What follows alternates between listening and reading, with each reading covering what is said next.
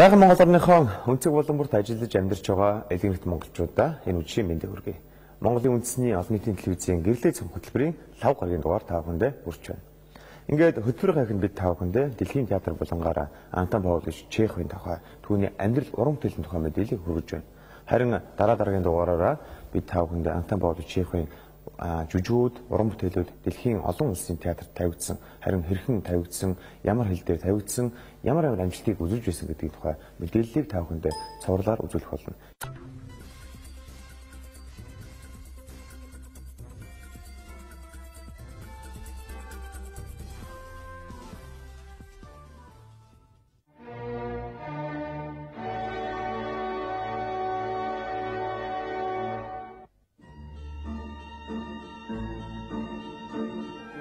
Оросын нэрт зохиолч Антон Павлович Чехов 1860 оны 1-р сарын 29-нд Таганрогийн хотод худалдаачны гэр бүлд төржээ.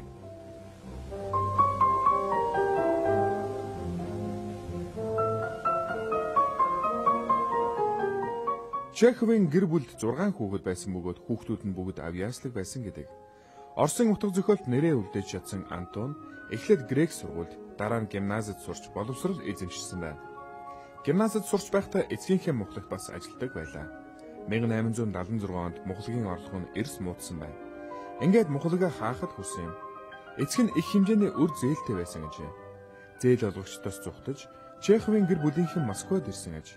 Харин Антон гимназаа төгсөхийн тулд төрлөх хотдоо үлдсэн байна. Москвад ирээд бараг 3 жил тэдний гэр бүл маш хүнд нөхцөлд амьдарчээ. Энэ хугацаанд Антон дасгалжуулагчаар ажиллаж, орлогынхон зарим хэсгийг Москвад суугаад гэр бүлийнхэндээ илгээдэг байлаа. 1879 онд Антон Москвагийн их сургуулийн ухааны тэнхимд элсэн орсон юм. Энэ тэнхимд Оросын нэрт эрдэмтэн Николай Склифосовский хичээл заадаг байжээ. Хэдийгээр эмч болохоор шийдсэн ч Чехов шүлэг зохиод бичгээр орлогдог байсан юм. Москвагийн их сургуулийн оюутан байхдаа шүлэг, богино хэмжээний өгүүлэлийг бичиж, шог хошнон сэтгүүлийн газар руу илгээдэг байсан юм. Энэ нь түүний амжиргааны гол их үүсвэр нь болж байсан. Залуу зохиолч сонин сэтгүүлд өөрийн бүтээлээ илгээхдээ Антоша Чехонте гэдэг нууц нэр ашигладаг байжээ. Антон Павлович Чеховын анхны бүтээл нь 1880 онд Стрекоза сэтгүүлд хэвлэгдсэн аж. 1882 оны сүүлээр Чехов Петербургийн Осколки сэтгүүлтэй хамтран ажиллах болжээ. 1884 онд Мелпомены үлгэрүүд гэдэг анхны номоо хэвлүүлсэн аж. Тэр жилдээ Чехов их сургуулиа төгсөөд Истрах хотын эмчээр ажиллах боллоо. Антон Павлович Чехов эмчээр ажиллаж байхдаа ч уран зохиолоо туурж байсан юм. Энэ хугацаанд оргодол, мис засал, амьгүй бие зэрэг өгүүлгээ бичжээ. 1886-аас 1887 онд өгүүлгээ эмхэтгэн 2 ч цомрлог хэвлүүлжээ. 1886 онд Чехов Новое время сонинд ажиллах урилга авлаа. Угаас утга зохиол сонирхолтой байсан Антон Павлович урилгыг дуртайа хүлээн авсан гэж. Энэ үеэс эхлэн тэр өөрийн жинхэнэ нэрээр зохиол бүтээлээ хэвлүүлэх болов. 1877 онд бичсэн Үдшийн бүрийд өгүүлгийн номоор Пушкинийн нэрмж чанал хүртжээ. Үүний дараахан Северный вестник сэтгүүлд түүний тал дээр туужин хэвлэгдэж, Чеховын нэр хүнд өсөн нэмэгджээ. 1887 онд Москва хотын Корша театрт Чеховын Иванов жүжигийн зохиол тайзан дээр амилсан юм.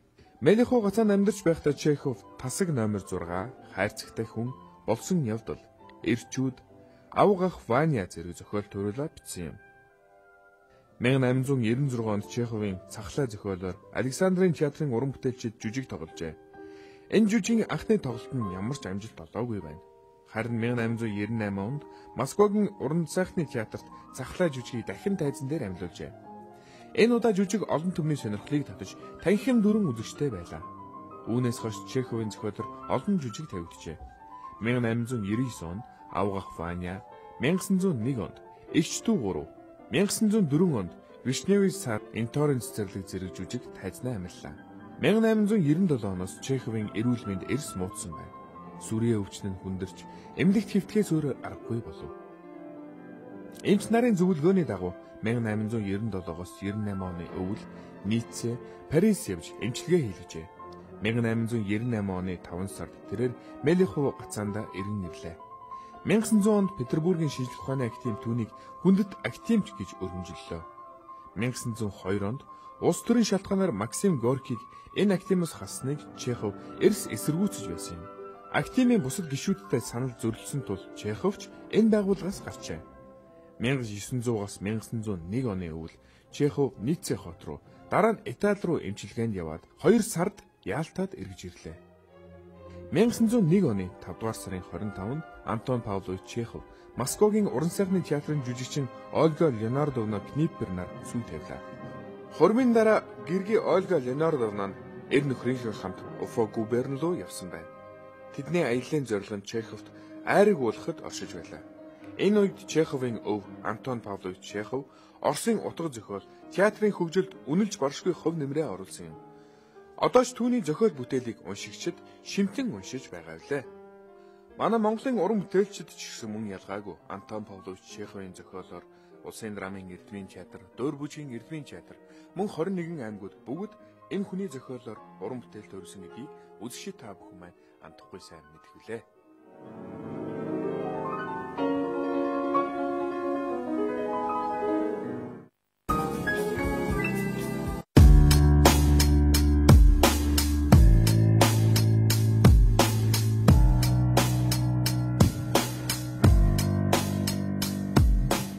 Хөдөлгөөний хөтөлбөрийн эмчийн дугаар хамт та бүхэндээ баярлалаа. Манай хөтөлбөр та бүхэндээ зочны ярилцлагын болгонгоор үргэлжлэн урж байна. Тэгэхээр манай өнөөдрийн зочноор одоо Монголын кино урлагийн зөвлөл байгууллагад одоогуугаа энэхүү зөвлөлийн одоо дэргэдэх одоо 12 кассетор 12 гилд одоо байгуулагдсан.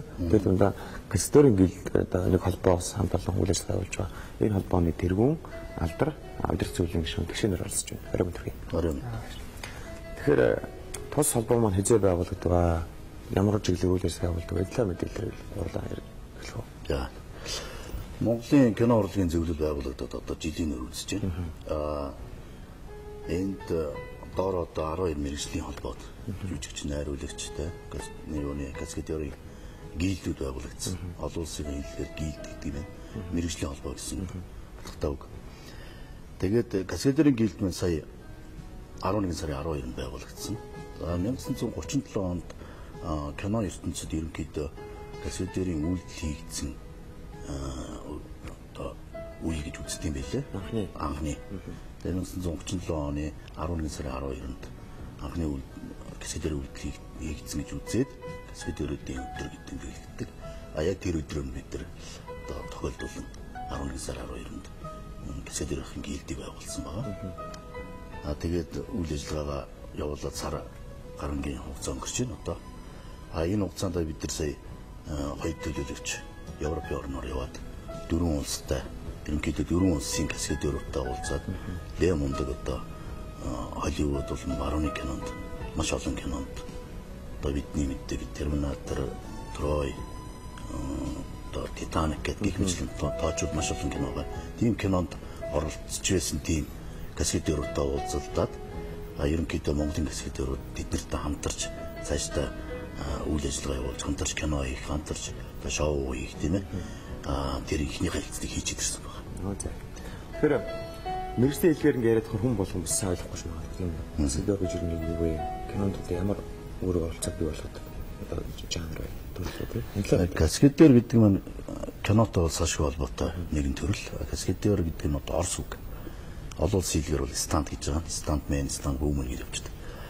Тэгээд энэ стант каскадер гэдэг үг нь монголоор бол орлон тоглогч гэсэн утгатай үг.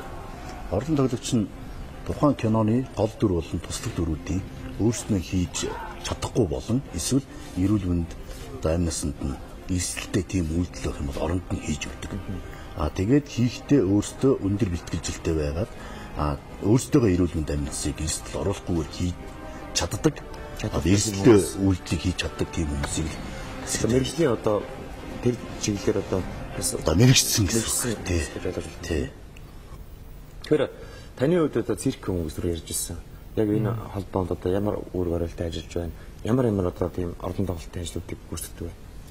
Би өөрөө циркийн мордын гавшгийн амар дээр тоглоод одоо 2000 оноос хойш Солонгост бол нэлээд хэдэн жил тоглосон. Одоо манай дүүнэр групп тоглож байгаа Солонгост. Би одоо 2005 оноос BBC-ийн Чингис хаан энэ Японы Чингис хаан одоо энэ түүхэн канонуудад бол морины холбогдлолтой. Морин дээрээс хийж болох эрсдлүүдийг одоо энэ юм төрөкүүдийг хийж гүйцэтгэж хүүхдүүдтэйгээ баг хамт олонтойгоо оролцож тоглож ирсэн. Дэрэн дээрээс гадна бид нар бас морин сур 10-ны холбоо гэж байдаг. Тэр бас бидний бас энэ хийж байгаа үйлдэлүүдтэй бол их төхүүлдэг түүхэн юмнуудтай. Дэрэн дээр нь бол бид банк өөрсдийнхөө бэлтгэл сургалтыг банк хийж гүйцэтгэж байсан. Тийм учраас юутэйг кино урлагт холбогдож байгаа юмнууд бол бид нар морьтой холбоотой эрсдүүд хэсгээр үйлдэлүүдийг хийдэг.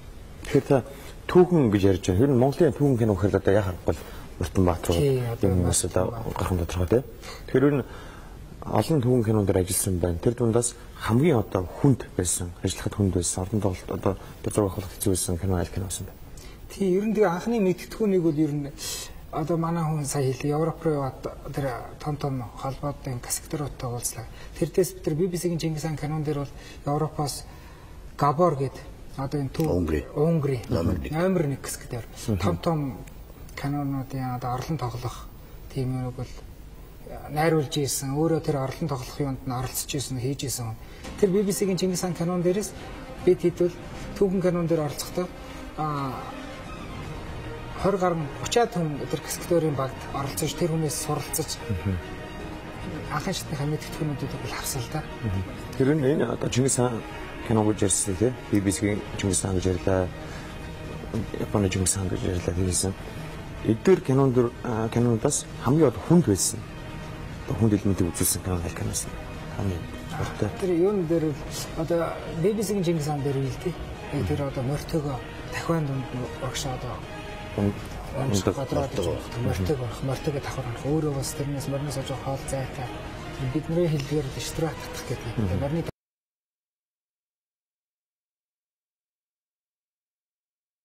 дээрээс нь орж ирэх магадлал өндөртэй. Энэ зөвхөн бол ойлгомжтой. Хоёр үгүй.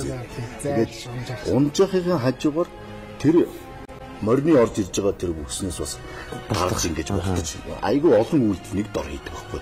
Тэрүүгээрээ тухайн каскадеруудын одоо чадвар хавцаамаа тэн дээр бас харагддаг.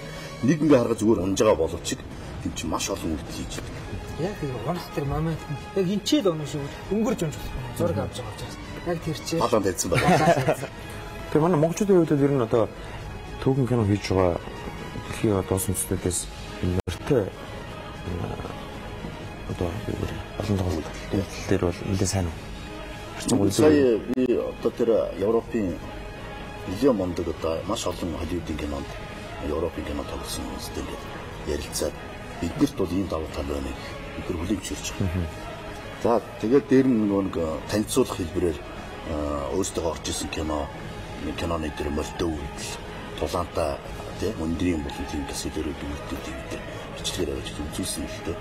Тэгээ үзүүлэхэд та нар бол үнэхээр дэлхийд ингээд жишгт гараагүй ч гэсэн та нарт дэлхийн жишгийн хэмжээний каскадерүүд танад байна. Тэгэхээр энэ дээр бол одоо энэ давуу талаа ашиглаад та нар одоо кинонд яг энэ одоо морины хажуудлаар илүү төлөвлөгөө оролцоод зүгээр байна. Тэгээд бас одоо бидний мэдэхгүй зүйлүүдийг эдгээр зааж өгье гэсэн л дээ. Тэгээд гэх мэтчлэн харилцсан нэг нэгэндээ туршлага солилцох маягаар тэгээд хамтарч кино хий гэсэн ерөнхийдөө тохиролцоод хүрсэн байна. За тэгэхээр морины хувьд юм байт юм чи. Тэгэхээр дэлхийн түвшинд өөр нь одоо босод төрлөөр манай монголчуудын одоо чадвараар аль түвшинд явдаг вэ? За мориороо бол давуу болж байна тийм. Тулаан дээр бол ерөнхийдөө бол дэлхийн жижигт бол хүрсэн гэж тэр каскадерүүд үзчихлээ.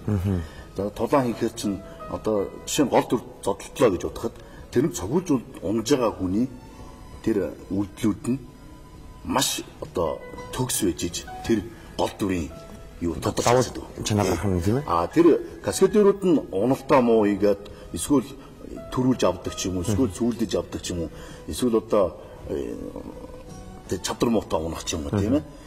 Тийм тохиолдол гарах юм бол тухайн жүжигчний хичнээн чадвартай байсан ч гэсэн чадвар нь харагддаг байхгүй. Тэгэхээр харьцаж байгаа тэр каскадерүүд бол дандаа ер нь бол эсрэг талдаа тоглолттой шүү дээ. Тэгээд харьцаж байгаа хүмүүс нь өөрснөө чадвартай байх юм бол тэр дүрийг тодорхойлж гаргаж ирдэг. Тэгэхээр тэр бидний тэр кинон тоглосон тулааны хэсэгтэй төрөгнүүдийг гадаадын үзчихэд бол үнэхээр танаа өндөр түвшинд үзсэн байна гэж. За өндрийн одоо Монголд хамгийн анх цагдаагийн намраг гэдэг кинон дээр 3 давхраас өсөрч 3 залуу өндрийн үрдэл хийдэж штэ. Урд нь бол тийм кинонд тийм гарч байгаагүй. За вагон дээр зодтолтлоо. Маш олон одоо урд өмнө кинонд байгаагүй үйлдэлүүдийг хийсэн байна. Энэ цагдаагийн намраг 2 дээр ч гэсэн бас урд өмнө кинонд гарч байгаагүй үйлдэлүүдийг маш их оруулсан байна. Энэ дээр би өөрөө координатор болон тулааны найруулагчаар явсан. Бас каскадер явсан байна. Тэгээд тэр бичлэгийг үзүүлэхэд бол ерөнхийдөө бол өндөр түвшинд хүрсэн байна гэдэг юм хэлж байна. За Монголд бол одоо техниктэй харьцах тал дээр бол ер нь болдгоо байгаа. Жаки Чаны тэр нэг орлон тоглох тэр юун дээр бас орлон тоглогч нь ирж ийсэн юм л да. Бид нэг бас нэг шалгаж үзээ. Та нар бас нэг кино тоглох гэсэн юм аа. Тэгээ морьтой өөрсдийнхөө тэр морьны дээр юу каскадеруудыг авчирч бид нартай хамтарч бэлтгэх хийхгүй. Тэгээ бид нар тэднэрийн дэргэд бид нар өөрсдийнхөө хийж байгаа төрөхгүй. Эхлээд тэд нар биднэрт үзүүлээд ийм юудаг хийдэг юм аа, ингэдэг юм аа. Бид нар чимээг байж байгаа сүүлд нь үзүүлэхгүй. Бид нар ийм кинон дэр ингэж хийж зүгээр захын морийг барьж аваад бид нар манай хөдөө талд л шүү. Тэгээ бид нар юмнууд хийж үзүүлээд ингэдэг юм аа, ингэж хийдэг юм аа. Бидний чадвар инээгээд үзүүлэхэд та нар ч өстой эндээ суперэл гэдэг байгаа. Бид хэдий үзчихэд хийсэн юмнуудыг үзчихэд. Тэгээд тэр дээрээс бид нар энэ дэлхийн түвшний ийм мундаг усууд ирчээ бид нарыг ингэж үнэлж байна. Тэр бас Габоргоч гэсэн бид нарт их юм зааж өгч байгаа. Бид нар маш хөндрөөр үнэлсэн. Тэрэнд нь бид нар их урамшсан. Тэгээд тэрнээс хойш нэлээд кино хамтар тоглосон. Японы каскадеруудтай хамтар тоглосон. Японочууд л бид нартай ингээ морин дээр хийж яхад морид тэр өөрсдийнхөө юугаар ингээ энэ гацалцсан аргамжцсан. Тэгээ морь давхиж явж байгаа. Яг нөгөө камерын морь хаасталтаа байж байгаа. Тэрэнд нь монголчууд амар имзэглэж авч. Тэгэхэд бид нэг ийм зураг авч морио ангиж алуулмаарг байна.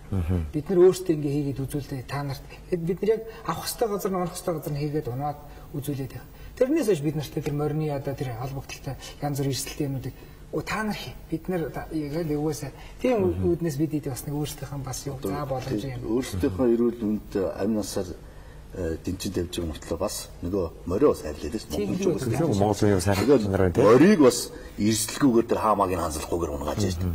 Эдгээр чинь бас чадвар байхгүй. Бүх төвк өөрөө хийдэг. Орнолч шүү. Өөрөө каскадер хүн шүү дээ. Өөрөө бол орлон нөлөгч хүн. Анх Бүрслигийн кинонд орлон нөлөгч хийжсэн. Тэр нэг самаруутай хэсэг байдیں۔ Тэгээд тэрүүлээд ингээд цонхоор ингээд үлдлээдэг шүү дээ. Тэр чинь яг чинь хийсэн. Тэгээд Жетли чинь бас Бүрслигийн кинонд бас орлон нөлөгч анх орж ирсэн. Энэ хоёрын босгонууд энэ одоо Саама хонг байна тийм үү? Хятадын тэд нар чинь бүгд орлон нөлөгч хийжсэн. Тэгээд зүйлдээ өөрснөө каскадераа өөрснөө хийдэг жүжигчин болж гарч ирсэн байхгүй юу? Тэрүүгээрээ даваа талтай. Тэд нар чадвар нь илүү учраас бусад жүжигчдээс товоож гарч ирсэн байна. Тэгээд каскадерын каскадер гэж бас байна. Одоо дөрөв хэлдэж яг хичээний каскадер гэж байна. Каскадерын каскадер гэж байна. Жишээ нь одоо би өөрөө нэг кинон тоглолоо гэж бодоход тийм ээ. Миний хийж чадахгүй үйлдэлийг өөр хүн хийж чадах бас магадлал байгаа тийм. Юуны каскадерын ерөнхийдөө 12 төрөл байдгийг. Дотроо дадаал, өндөр, машин, морь, special weapon, ус гэдэг ингээд явчихдаг байхгүй. Тэгээд тэрнээс зөвхөн одоо каскадер бол 2 юм уу 3-ын чаддаг. 5 6 7-гийн чаддаг хүн байна гэсэн. Тэгээд төрөл төрлөөрөө ингээд чаддаг хүмүүс нийлж байгаад нийтдээ 12 төрөл дээр 28 гишүүн болж иж бүтэн групп болдог байхгүй. Тэгэхээр тэр болгоныг чаддаг бай бас чаддаг гэж болохгүй л дээ. Тэгэхээр тухайн каскадерийн чаддгүй үлдийг бас өөр каскадер оруулж хийж болж байна. Тийм тохиолдол зөндөө байдаг бас. За маш баярлалаа. Сонирхолтой ярилцлага харамсалтай бид ярьцсан гэж момсон байлаа. Тэгээд Монголын кино урлагчдыг дэлхийн кино урлагт бас одоо чаддаг зүйлээрээ давуу талаараа бас үзэгчдүүд одоо илүү гоо сонирхолтой зүйлүүдийг үзүүлэхээр зарж байгаа, ажиллаж байгаа танай мэргэжлийн холбооны хамт олон баяр хүргэе. Амжилт. Олон сайхан кинон дээр, олон сайхан бүтээл дээр бас Монголын ард түмний, Монголын үзэгчдийн үзээгүй, мэдрээгүй тийм сайхан мэдрэмжийг бас өгөх болтгой сэрэл өргөжүүлж байна. Амжилт. Баярлалаа хүмүүстээ манай зочны ярилцлагын болон энэ үрээд өндөрлж байна. Та бүхэн үргэлжлүүлэн хөтөлбөрөөр авцгаана. Гэрлээс хөтөлбөрийн сонгуул үзэж байгаа та бүхэндээ баярлалаа. Манай хөтөлбөр та бүхэндээ үргэлжлүүлэн Үчийн театр болон хөрвж байна. Үчийн театр болонд маань жүжигийн зохиолч, Жаргал Найрагч, Монгол улсын соёлын гай сэтгэлтэн, Даш Тундвийн шүлгүүдээс одоо та бүхэндээ дээшлэн хүргэж байна. Бүгдээрээ бэлгсэн байрт цуцгаана уу.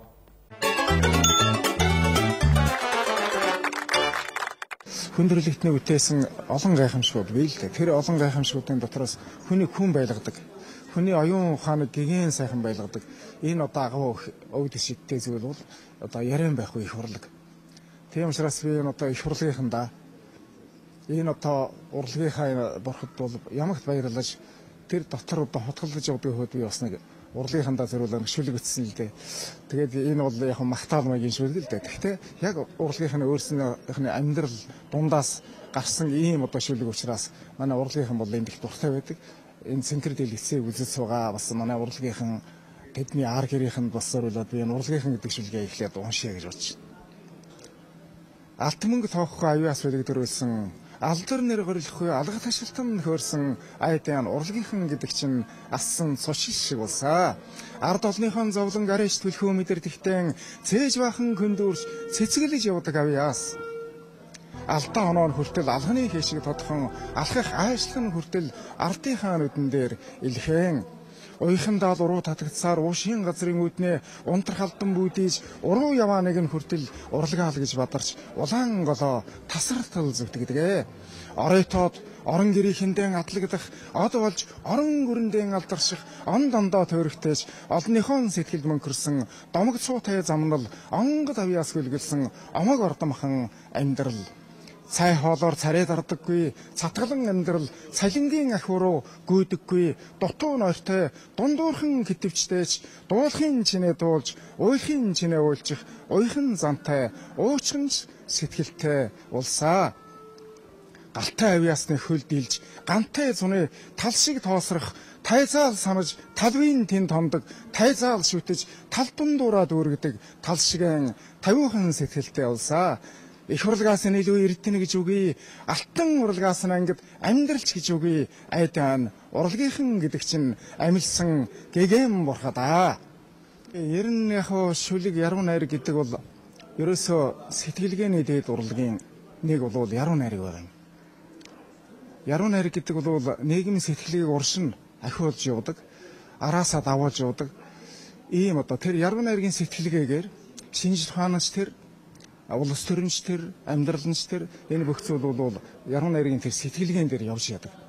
Ийм юм тэгээд яриан байх бол үгийн хамгийн гүнзгий, хамгийн одоо товч, хамгийн яруу ийм одоо үгийн урлаг. Яруу найргийн талаар маш олон тодорхойлтгүй. Тэгвэл одоо хүн өөрийнхөө ойлгож болно.